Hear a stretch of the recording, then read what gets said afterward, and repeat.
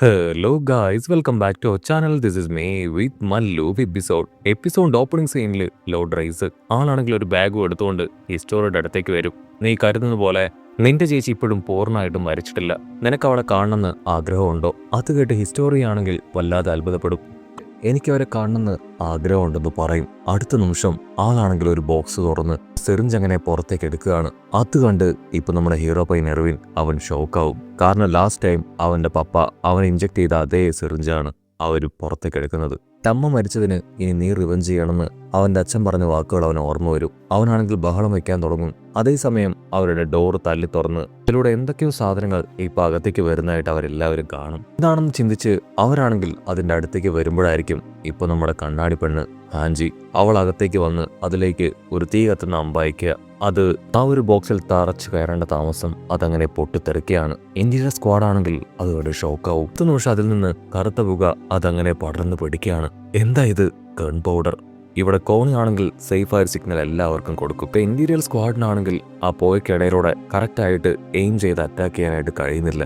ലീവായി ആണെങ്കിൽ ഇപ്പൊ അവരുടെ എണ്ണം അത് എണ്ണിയെടുക്കാനായിട്ട് തുടങ്ങും. 35 പേര് മുഴുവനായിട്ടുണ്ട്. സോ എയിം ചെയ്ത് അവരെ അറ്റാക്ക് ചെയ്യണം. അതിനാണെങ്കിൽ നമ്മുടെ ആൾക്കാർ ഏത് ഭാഗത്തൂടെയാണ് സഞ്ചരിക്കുന്നതെന്ന് ആ പുകയിലൂടെ മനസ്സിലാക്കാനായിട്ട് കഴിയില്ല. അപ്പോഴായിരിക്കും ആർമിൻ പറഞ്ഞൊരു കാര്യം അവർക്ക് ഓർമ്മ വരിക. അവരുടെ 3D മാനുവൽ ഗിയറും തോക്കും ഒരുപോലെയാണ്, ഒരേ ദിശയിലാണ് അത് രണ്ടും ഡിസൈൻ ചെയ്ത് വെച്ചിരിക്കുന്നത്. ഉപയോഗിച്ച് ഉറപ്പായാലും അവർക്ക് പുറകിലേക്ക് ഷൂട്ട് ചെയ്യാൻ കഴിയില്ല. മാത്രമല്ല അതിന്റെ ഏറ്റവും വലിയ ഡീമറിട്ട് അതുപയോഗിച്ച് 2 തവണയിൽ കൂടുതൽ ഷൂട്ട് ചെയ്യാൻ കഴിയില്ല. അത് വീണ്ടും റീലോഡ് ചെയ്യേണ്ടി വരുന്നു പറഞ്ഞ് അവർ ഫൈറ്റ് ചെയ്യും. അങ്ങനെ വാശിയോടുകൂടെ മുൻപോട്ടേക്ക് പോകുന്തോറും ഇന്ത്യയിലെ സ്ക്വാഡ് ആണെങ്കിൽ ആ കാര്യം തിരിച്ചറിയും. അവരെ കൊണ്ട് ഇപ്പൊ നമ്മുടെ ആൾക്കാരോട്ട് പിടിച്ചു വെക്കാൻ കഴിയില്ല എന്ന്. ഓ നോ, ആ പെണ്ണ് അവൾ ഭയങ്കര പവർഫുൾ ആണ്. അവളുടെ ടെക്നിക്കും അവൾ ഉപയോഗിക്കുന്ന ബ്ലേഡും രണ്ടും പവർഫുൾ ആണ്. ഇങ്ങനെ പോയാൽ നമ്മുടെ ടീമിലുള്ള ഒരുപാട് പേര് മരണത്തിന് കീഴടങ്ങേണ്ടി വരും. അവിടുന്ന് അങ്ങനെ ബ്ലാക്ക് ഔട്ട് ചെയ്താ ഇവിടെ നമ്മുടെ ലീവായെ കാണിക്കും. അവനാണെങ്കിൽ ഇന്ത്യയിലെ സ്ക്വാഡുള്ള 3 പേരെ അങ്ങനെ വെട്ടി താഴെയിടുകയാണ്. അത് കണ്ട റിപ്പർ കേനിയാണെങ്കിൽ അവിടേക്ക് വന്ന് വാവ് ലീവായി ശരിക്കും നന്നായിട്ട് പെർഫോം ചെയ്യുന്നുണ്ട്. പക്ഷെ നീ ഇങ്ങനെ ചെയ്യുകയാണെങ്കിൽ ഞങ്ങളുടെ പ്ലാനുകളെല്ലാം തന്നെ തെറ്റിപ്പോവും. അതുകൊണ്ട് ഇതിവിടെ അവസാനിപ്പിക്കാൻ സമയമെന്ന് പറയും. അതിനുശേഷം വിളിച്ചു പറയും, നിന്നോട് ഞാൻ പലതവണ പറഞ്ഞിട്ടില്ലേ ഫൈറ്റ് ചെയ്യുമ്പോൾ മുൻപോട്ടേക്ക് മാത്രം നോക്കി ഫൈറ്റ് ചെയ്യരുതെന്ന്. പുറകിലേക്കും കൂടെ നിന്റെ കണ്ണ് പോകണമെന്ന് പറഞ്ഞ് അവനാണെങ്കിൽ ലീവായി അറ്റാക്ക് ചെയ്യും. ലീവായി ആണെങ്കിൽ അത് പ്രതിരോധിക്കും. അടുത്ത നിമിഷം കെനിയുടെ മുഖത്ത് ഒരു സ്ക്രാച്ച് വീഴും. അടുത്ത നിമിഷം ഒരു ഓയിൽ ചാക്ക് ഇപ്പോ കെനിക്ക് നേരെ ലീവായി വലിച്ചെറിയാണ്. അടുത്ത നിമിഷം റിപ്പർ കെനിയാണെങ്കിൽ അത് ഷൂട്ട് ചെയ്യും. അതങ്ങനെ പൊട്ടിത്തെറിച്ച് വലിയൊരു ബ്ലാസ്റ്റ് ഉണ്ടാവും. ആ ഗ്യാപ്പിലുള്ള ലീവായി അവന്റെ ബോഡിയിൽ ആഞ്ഞു വെട്ടുകയാണ്. ചോര തുളുമ്പി വേദനയോട് നിലവിളിക്കും. ആ ഒരു അറ്റാക്ക് എനിക്ക് ശരിക്കും വേദനിച്ചു എന്ന് പറഞ്ഞ് അവൻ അവിടെ നിന്ന് കടന്നു പോകും. ഇതാ കണ്ണാടി പെണ്ണ് ഹാൻജി ആണെങ്കിൽ ആ ഇന്ത്യയിൽ സ്ക്വാഡിലുള്ള പെൺകുട്ടിയുടെ പിന്നാലെ പോവാണ്. അവള് ആ ഒരു പെൺകുട്ടി അറ്റാക്ക് ചെയ്യാൻ ശ്രമിക്കുന്ന അതേസമയം ഇന്ത്യയിൽ സ്ക്വാഡിലെ പെണ്ണ് 3D ഗിയർ മാനുവൽ ഉപയോഗിച്ച് ഇപ്പോ കണ്ണാടി പെണ്ണിനെ അറ്റാക്ക് ചെയ്യും. അത് കറക്റ്റായിട്ട് അവളുടെ കയ്യിൽ തടച്ച് കൺട്രോൾ പോയ കണ്ണാടി പെണ്ണ് ഹാൻജി അവളങ്ങനെ നിലത്തടിച്ചു വീഴും. ഹാൻജിയുടെ അവസ്ഥ കണ്ട് ഒരു സെക്കൻഡ് അവരെല്ലാവരും ഞെട്ടുകയാണ്. ഇതൊരു കറക്റ്റ് ഗ്യാപ്പ് ആണെന്ന് പറഞ്ഞ് ഇന്ത്യയിലെ സ്ക്വാഡ് ആണെങ്കിൽ അവിടെ ഒരു നെറ്റ് കെട്ടി ഇപ്പോ സർവേ കോപ്സിനെ ബ്ലോക്ക് ചെയ്യാൻ ശ്രമിക്കും. മാസ്റ്റർ ഉദ്ദേശിച്ച കാര്യം അത് കറക്റ്റായിട്ട് വർക്കൗട്ട് ആവണമെന്ന് ഇന്ത്യയിൽ സ്ക്വാഡിലെ സോൾജിയേഴ്സ് അവരിപ്പോ പരസ്പരം പറയും. അതിനാളും ഓക്കെ പറയും. ഞാൻ ലോഡ് റേസിന്റെ അടുത്ത് കാണുന്നു പറഞ്ഞ് റിപ്പർ ആണെങ്കിൽ അവിടുന്ന് കടന്നു പോവാണ്. അപ്പോഴായിരിക്കും മറ്റൊരു കാര്യം വെളിവാക്കപ്പെടുക. അതായത് ലോഡ് റേസ് ഹിസ്റ്റോറിക്ക് കാണിച്ചു കൊടുത്ത ആ ഒരു സിറിഞ്ച് അത് നട്ടലിൽ കുത്തിവെക്കാൻ പറ്റുന്ന ഒരു ദ്രാവകമുള്ള സിറിഞ്ചാണ്. അത് കുത്തിവെച്ച് കഴിഞ്ഞാൽ ഒരു വ്യക്തി ഒരു പ്യോർ ടൈറ്റൻ അല്ലെങ്കിൽ ടൈറ്റന്റെ സ്വഭാവമുള്ള ഒരാളായി മാറും. ഇതാ പ്രസന്റ് കാണിക്കും. അദ്ദേഹമാണെങ്കിൽ വീണ്ടും അവളെ നിർബന്ധിക്കുകയാണ്. ഇനി സമയം കളയാനില്ല, എത്രയും വേഗം നീ ഇഞ്ചക്ഷൻ എടുക്കണം. അത് കേട്ട് ഹീറോ ആണെങ്കിൽ ഒച്ച വെച്ചുകൊണ്ടേയിരിക്കും. ഹിസ്റ്റോറിക്കാണെങ്കിൽ എന്തുകൊണ്ടാണ് ഹീറോ ഇത്തരത്തിൽ ബഹളം വയ്ക്കുന്നതെന്ന് മനസ്സിലാക്കാനായിട്ട് കഴിയില്ല. ആക്ച്വലി ഈ ഒരു സൂചി നിനക്ക് ഒരുപാട് ശക്തി തരും. ടൈറ്റൻ ശക്തി കൊണ്ടാണ് ഈ കാണുന്ന വലിയ ബിൽഡിംഗ് ഇത്രയും ഭംഗിയിൽ ക്രിയേറ്റ് ചെയ്തത്. മാത്രമല്ല ഈ 3 മതിലുകളും ടൈറ്റൻ പവറോട് തന്നെയാണ് ക്രിയേറ്റ് ചെയ്തത്. അത് ഇത്രയും കാലവും മനുഷ്യരെല്ലാവരും സേഫായിട്ട് സുഖമായിട്ട് ജീവിച്ചു. ഒരു വലിയ ടൈറ്റൻ ആണെങ്കിൽ വർഷങ്ങൾക്ക് ശേഷം അവരുണ്ടായിരുന്ന ജനങ്ങളുടെ മെമ്മറീസ് എല്ലാം തന്നെ മറച്ചു കളഞ്ഞു. ചില ബ്ലഡ് ലൈനിലുള്ളവർക്ക് മാത്രം ആ ഒരു ഓർമ്മയുണ്ടായിരുന്നു. പക്ഷെ കാലം മുൻപോട്ടേക്ക് പോയപ്പോൾ അത് അവരെ വിട്ടുപോയി. പക്ഷെ ഒരാളിൽ നിന്ന് മാത്രം ആ ഒരു മെമ്മറീസ് എന്നേക്കുമായിട്ട് പോയില്ല. Frieda Reiss. അവൾക്ക് ടൈറ്റനുകളുടെ ശക്തിയും മെമ്മറിയും മാത്രമല്ല ലഭിച്ചത്, ഈ ലോകത്തിന്റെ ഈ പ്രപഞ്ചത്തിന്റെ രഹസ്യങ്ങൾ കൂടെ അവൾ മനസ്സിലാക്കി. 8 വർഷങ്ങൾക്ക് മുൻപ് എൻ്റെ അനിയനെ തിന്നതുകൊണ്ട് അവൾക്ക് ഈ ലോകത്തിന്റെ എല്ലാ വിധത്തിലുള്ള സീക്രട്സ് മനസ്സിലാക്കാനായിട്ട് കഴിഞ്ഞു. 100 വർഷങ്ങളായിട്ട് സൂക്ഷിച്ചു വെച്ചിരുന്ന അല്ലെങ്കിൽ രഹസ്യമാക്കി വെച്ചിരുന്ന എല്ലാ കാര്യങ്ങളും അവൾ മനസ്സിലാക്കി. ആക്ച്വലി ആ ഒരു ശക്തി ഉപയോഗിച്ച് നല്ല കാര്യങ്ങൾ ചെയ്യാനാണ് അവൾ പ്ലാൻ ചെയ്തത്. പക്ഷെ അപ്പോഴേക്കും ഇവന്റെ അച്ഛൻ ആ ശക്തി അവളിൽ നിന്ന് മോഷ്ടിച്ചെടുത്തു. റെയ്സ് ഫാമിലിയിലുള്ള ആരെങ്കിലും ഇവനെ കഴിക്കണം, എങ്കിൽ മാത്രമേ ആ പവർ നമുക്ക് തിരികെ കിട്ടൂ, അത് കറക്റ്റായിട്ട് നമുക്ക് ഉപയോഗിക്കാനായിട്ട് കഴിയൂ. അതവൻ പറയുന്ന അടുത്ത നിമിഷം തന്നെ റിപ്പർ കെനി അവിടേക്ക് വരും.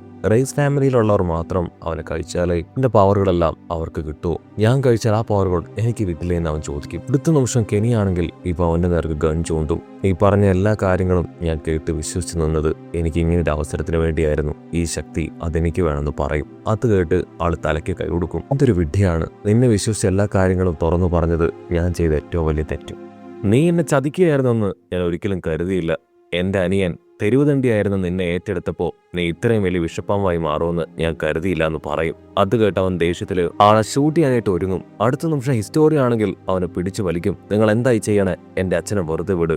അത് കേട്ട് അവനാണെങ്കിൽ അവളെ തള്ളിയിടും. നീ ഇങ്ങനെ ഒരു മണ്ടിയായി പോയല്ലോ, നിന്നെ ഒരു ടൈറ്റനാക്കി മാറ്റി. പിന്നെ നിന്നെ കൊണ്ട് കഴിപ്പിക്കാനാണ് നിന്റെ അച്ഛൻ ഇത്രയും കഷ്ടപ്പെട്ട് ഇതൊക്കെ കാട്ടിക്കൂട്ടിയത്. അത് കേട്ട് അവൾ ഷോക്കായിട്ട് ഒരു സെക്കൻഡ് നമ്മുടെ ഹീറോ എറിനെ നോക്കും. അവളാണെങ്കിൽ ദേഷ്യപ്പെട്ട് പറയും, ആ കാര്യം എനിക്കറിയാം, എന്റെ ചേച്ചിയെ തിരികെ പിടിക്കാൻ എനിക്കത് ചെയ്തേ പറ്റൂ. ഈ പ്രപഞ്ചത്തിന്റെ രഹസ്യം അതറിയേണ്ടത് ഞാനാണ്. അതിനുവേണ്ടിയാണ് അച്ഛൻ എന്നെ കൊണ്ട് അത് ചെയ്യിപ്പിക്കുന്നത്. റിപ്പർ കെനിയാണെങ്കിൽ ഒരു സെക്കൻഡ് അത് കേട്ട് ഞെട്ടും. ഓ, സ്റ്റോറി അങ്ങനെയാണോ?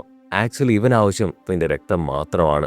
ഇവന് ടൈറ്റനായി മാറാൻ ഭയമാണ്. അതുകൊണ്ടാണ് ഇവന്റെ അനുജനെ ഫാമിലിയെ ഇവൻ അതിലേക്ക് തള്ളിവിട്ടത്. ഉടനെ അവനാണെങ്കിൽ വിളിച്ചു പറയും, ഇവൻ പറയുന്നതൊക്കെ കള്ളമാണ്, എന്നെ കൊണ്ട് ഒരു ടൈറ്റനായി മാറാൻ കഴിയില്ല, അതുകൊണ്ടാണ് ഞാനത് ചെയ്യാത്തത്. അത് കേട്ട് കെനിയാണെങ്കിൽ അവനെ വിടും. ഓ, കാര്യങ്ങൾ അങ്ങനെയാണോ? അങ്ങനെയാണെങ്കിൽ ഓക്കെ, നിനക്കത് ചെയ്യാം. അത് അങ്ങനെ ആയിരിക്കില്ല, നീ എറിനുമായിട്ട് പോരാടണം. നീ ജയിക്കുകയാണെങ്കിൽ അവന്റെ ശക്തി നിനക്കെടുക്കാം. അതല്ല, എറിന് ഈ ഫൈറ്റിൽ ജയിക്കുകയാണെങ്കിൽ ഇപ്പോൾ നടക്കുന്നത് പോലെ തന്നെ കാര്യങ്ങളെല്ലാം നടക്കും. വെറും ഒരു മനുഷ്യനെ പോലെ ഇങ്ങനെ ജീവിച്ചു തീർക്കുന്നതിൽ അർത്ഥമുണ്ടോ എന്ന് ചോദിച്ച് അവനാണെങ്കിൽ എറിന്റെ നെറ്റിയിൽ വലിയൊരു മുറിവുണ്ടാക്കും. ഇവിടെ റെയ്സ് ആണെങ്കിൽ അവരോട് പറയും, നിന്നെ ഒരു പവർഫുൾ ടൈറ്റനാക്കി മാറ്റുന്ന കാര്യം ഞാൻ ഏറ്റു. അതിലൂടെ നിനക്ക് അവനുമായിട്ട് ഫൈറ്റ് ചെയ്ത് അവന്റെ പവർ അവൻ നേടിയെടുക്കാനായിട്ട് നിനക്ക് കഴിയും. സോ നന്നായിട്ട് പോരാട്, അവനെ ഭക്ഷിക്കേ. അവന്റെ നട്ടലിലുള്ള സ്രവം അതൊരു കാരണവശാലും നീ കുടിക്കാൻ മറക്കരുതെന്ന് പറഞ്ഞ് ആ ഒരു ഇഞ്ചക്ഷൻ അദ്ദേഹമാണെങ്കിൽ അവളെ ഏൽപ്പിക്കും. അവൾക്കാണെങ്കിൽ അത് അവളുടെ ദേഹത്ത് കുത്തിവെക്കാൻ കഴിയുന്നില്ല. അവൾ എറിനെ നോക്കും. ഉടനെ എറിനാണെങ്കിൽ അവളോട് പറയും, 5 വർഷങ്ങൾക്ക് മുൻപ് എന്റെ അച്ഛൻ ഇവിടേക്ക് വന്നിട്ടില്ലായിരുന്നെങ്കിൽ ഇതൊന്നും നടക്കില്ലായിരുന്നു. ആ ഒരു ടൈറ്റൻ ശക്തി അച്ഛൻ മോഷ്ടിച്ചെടുത്തു. അതുകൊണ്ടാണ് ഇതൊക്കെ സംഭവിച്ചത്. ഫർമിന്റെ അപ്പൂപ്പൻ, മിലിയോ, മാർക്കസ് എന്നിങ്ങനെ ഒരുപാട് പേര് ആ ഒരു കാരണങ്ങൾ കൊണ്ട് മരണപ്പെട്ടു പോയി. സത്യത്തിൽ എങ്ങനെയൊക്കെ സംഭവിക്കുന്നത് ഞാൻ ഒട്ടും പ്രതീക്ഷിച്ചതല്ല. ആ മതിലുകൾക്കപ്പുറത്തുള്ള ലോകമാണ് ഞാൻ ആകെ ആഗ്രഹിച്ചത്. എങ്ങനെയെങ്കിലും ട്രെയിനിങ് കംപ്ലീറ്റ് ചെയ്യുക, അത് മാത്രമേ ഞാൻ മനസ്സിൽ സൂക്ഷിച്ചിട്ടുണ്ടായിരുന്നുള്ളൂ. ഇതൊക്കെ തീരണമെങ്കിൽ ഞാൻ എന്നെ നിനക്ക് തരിക. ഈ ഒരു പവർ അത് നീ ഏറ്റെടുക്കുക, അതല്ലാതെ മറ്റൊരു വഴിയും ഇവിടെ ഇല്ല. നിനക്ക് എന്നെ തിന്നാം, ഞാനതിന് പൂർണ്ണമായിട്ട് സന്തോഷത്തോടു കൂടെ എന്റെ മുൻപിലേക്ക് വരാമെന്ന് പറയും. അത് കേട്ട് അവൾ ഞെട്ടും. അവളാണെങ്കിൽ ഒരു സെക്കൻഡ് കാര്യങ്ങളെല്ലാം ചിന്തിച്ച് ആ ഇഞ്ചക്ഷൻ എടുക്കാൻ നിൽക്കുകയാണ്. അതിനുശേഷം അവളുടെ അച്ഛനോട് ചോദിക്കും, എന്തുകൊണ്ടാണ് കഴിഞ്ഞ 100 വർഷങ്ങളായിട്ട് നിങ്ങൾ ഈ ഒരു ടൈറ്റൻ പവർ വെച്ച് മനുഷ്യരെ രക്ഷിക്കാതെ ഇരുന്നത്? വർഷങ്ങളായിട്ട് ഈ ഒരു പവർ അത് നമ്മുടെ കയ്യിൽ ഉണ്ടായിരുന്നതല്ലേ, പിന്നെ എന്തുകൊണ്ട് അന്ന് ഇവറ്റകളെ ഇല്ലാതാക്കിയില്ല?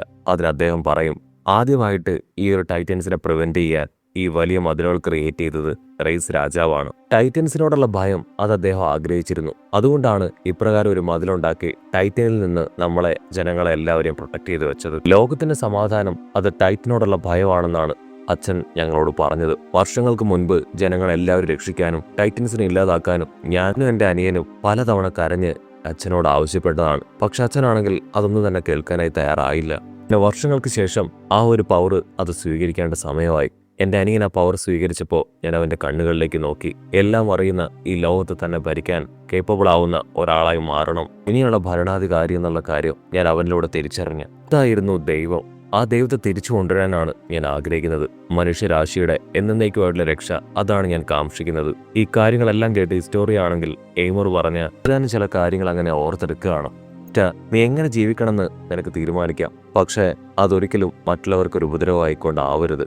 അതെല്ലാം മനസ്സിലാലോചിച്ച അവളാണെങ്കിൽ ഇപ്പം ആ ഒരു നീട്ടിലങ്ങനെ വലിച്ചെറിഞ്ഞ് പൊട്ടിച്ചു കളയും. റൈസ് ആണെങ്കിൽ അത് കണ്ട് ദേഷ്യപ്പെടും. ഉടനെ അവൾ റൈസിനെ തൂക്കിയെടുത്ത് നിലത്തടിക്കും. ദൈവം, മണ്ണാങ്കട്ട, സ്വാർത്ഥനായിട്ടുള്ള നിന്റെ ആവശ്യങ്ങളാണ് ഇതെല്ലാം. ആണെങ്കിൽ ഓടി വന്ന് ഇപ്പൊ ഹീറോയുടെ ചെയിന് അത് അഴിക്കുകയാണ്. എത്രയും വേഗം നീ ഇവിടുന്ന് രക്ഷപ്പെട്ടു പോ. ഹീറോ ആണെങ്കിൽ അവളോട് പറയും, നീ എന്തായി ചെയ്യണേ? എന്നെ കഴിച്ച് നീ മനുഷ്യരാശിയെ രക്ഷിക്കേ. അതിനവള് അവന്റെ തലക്കിടിക്കും. രാശിയുടെ ഏറ്റവും വലിയ ശത്രു ഞാനാണ്, എന്നെ കൊണ്ട് അതിന് കഴിയില്ല, നിന്നെ കൊണ്ട് മാത്രമേ അത് പറ്റൂ. അത് കേട്ട് റിപ്പർ കെനിയാണെങ്കിൽ ചിരിക്കും. അപ്പൊ ക്യാമറ അങ്ങനെ സൂം ചെയ്ത ലോർഡ് റൈസിനെ കാണിക്കും. അവനാണെങ്കിൽ ആ ഞെടിൽ നിന്ന് വീണ ലിക്വിഡ് അതങ്ങനെ ലിക്ക് ചെയ്ത് ഇപ്പോ ഒരു ടൈറ്റനായി മാറുന്നതോടുകൂടെ ഈ ഒരു എപ്പിസോഡും അവസാനിക്കുന്നു.